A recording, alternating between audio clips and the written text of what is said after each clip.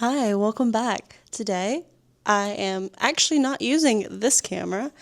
I have a brand new, well, new to me camera that we will be checking out.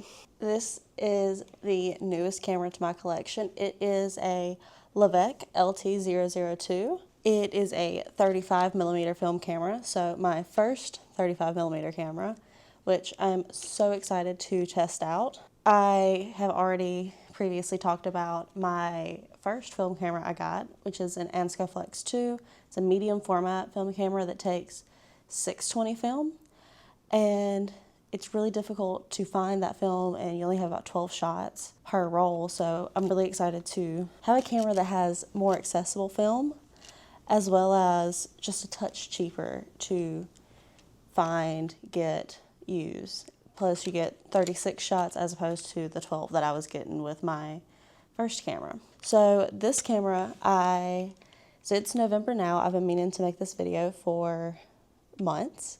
I got this on 4th of July weekend at the Lucky Rabbit in Hattiesburg, Mississippi. It is a cute little like antique vintage flea market thing. I feel like it's its own special store. It's an absolutely amazing experience every time I go. I always find things I want. I usually walk out buying at least something. So July 5th, this was my purchase.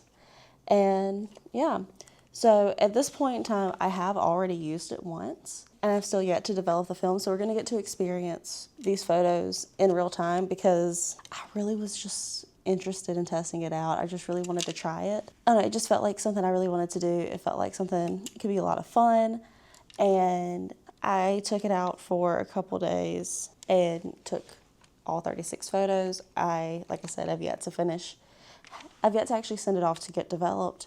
So I will do that when I finish this roll of film with you, because that one was more of trying to get comfortable with using this camera and figuring out what I needed to do differently for another roll of film, because that's one thing I realized with my Flex, especially since I'm very new to film photography. It takes a couple rolls of film to figure it out, especially it takes that first roll to know like what you screwed up. So I feel like I have figured that out a little bit. Like I said, it's been months since I've used it. I used it in July. It's November now. I've had a blast so far, and like I said, I've been really wanting to make this video for a while. Now that you've met this camera and you've seen it a little bit, time to figure out what makes it interesting, what differentiates it from other cameras, and just getting to know it a little bit better. So this is a plastic-bodied fixed focus camera with a viewfinder. Obviously it's a film camera, you can't see it from the back. You have this little viewfinder in it that you just see straight forward. It has a false pentaprism, which after a little bit of research, I had never heard anything about a pentaprism, but basically it has a cheaper version of one, like I said, a false pentaprism, and in DSLRs, it's usually used with glass to make the reflection to go for the photo, whereas in this, like many like cheaper model film cameras and just in general like cheaper cameras, instead of using that glass pentaprism, they'll use a false pentaprism, which is essentially just the same shape but used with mirrors, based off some very light research I did. It is a cute little camera, but she is plastic. There is no bit of metal on her in terms of the body, except for it has a hot shoe mount, and that is literally the only metal I've seen on this camera. This camera is very similar to the Time Magazine camera that you could receive by getting a new Time Magazine membership in the 80s, I believe. Very similar. They may have even possibly been created by the same people, but regardless, it is a very similar camera to the one that you would see there. It was a very cheap camera then. It's a even cheaper camera now. The most expensive one of these that you find still looks exactly like this, but it's about 20 bucks. but they've even gone as low as like $5 to $10. There's just not a lot to them. It's not like a super technical camera. Like I said, it's still a plastic camera. So yeah, and it apparently has a lot of chances for light leaks, which I am not going to adjust for. We're going to get some really cool light leaks in my film if there's light leaks present. Once I load it up, I'll try to keep it out of the light so as to reduce the chances of light leaks, but obviously it kind of is what it is. But this was made in the mid-80s by the LAVEC company in Taiwan, and then I found it in July 2025 at the Lucky Rabbit in Mississippi. So quite a journey that this little camera's been on. It has a 50mm lens, just a fixed focus. It has the focus ring that you usually see in film cameras, but the focus ring doesn't do anything. It just helps you move it to do the aperture. So it has these cute little pictograms on one side, so you can, if you have no real deep knowledge of aperture, it makes it a lot easier, a bit more foolproof.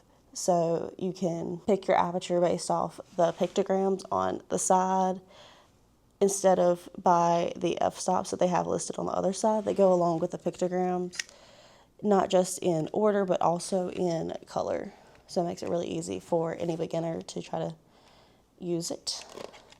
It has a shutter speed of about 1/100th of a second, and obviously the ISO is baked into the film that you use. So I will be using this Fujifilm 200 ISO film that I got from Target because I have yet to order film for this camera, and I've had this laying around for months as I've been trying to make myself make this video. See, this is a cute little camera I can't wait to take out and snap some photos with.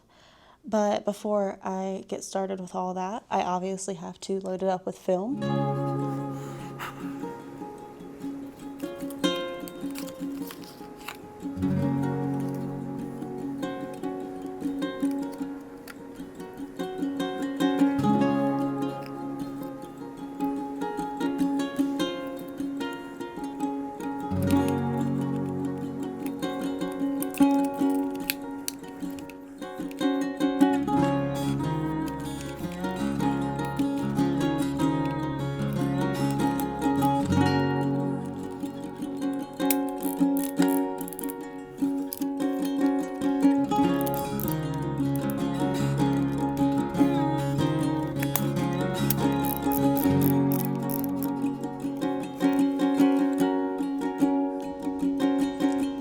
Now that I have her loaded up with some film, stay tuned for my next video where you see me take this camera out and take photos all around the Mississippi Gulf Coast.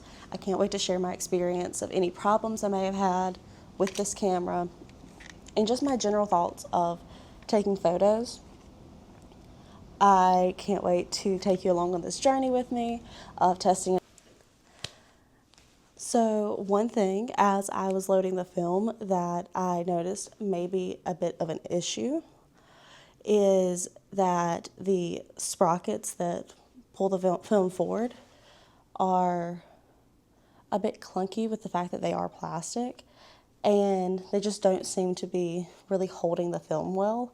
And that's actually one thing I noticed in a couple of other people's reviews about the camera, was that it was practically ripping the edge of the film. I didn't notice it with my first roll of film, but I also didn't get to see what it looked like as it was rolling back in.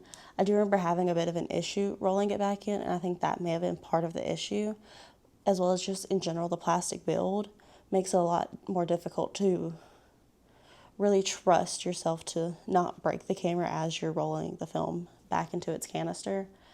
But yeah, I feel like that may be a slight issue in the future, or even just, it may not be that big of an issue, but it may be a slight issue when it comes to the longevity of the camera, the longevity of its use. So I may only use it for this video and then let it sit on my shelf until I really feel like pulling it down. But also that takes you have to take into consideration of the quality of the photos. But since it is my first 35mm camera, I may use it on and off until I get that next 35mm that may be a bit higher quality and has a bit better photos. So stay tuned until that one. Thank you for watching today's video. If you have any questions about this camera, leave them in the comments. I'll do a Q&A video at the end. If you have any knowledge you'd like to share about film photography or even about this film camera in particular, if you own it, please leave it in the comments. I would love to read and obviously learn more about this camera. If you like this video, please like it and subscribe for more videos just like this. Bye.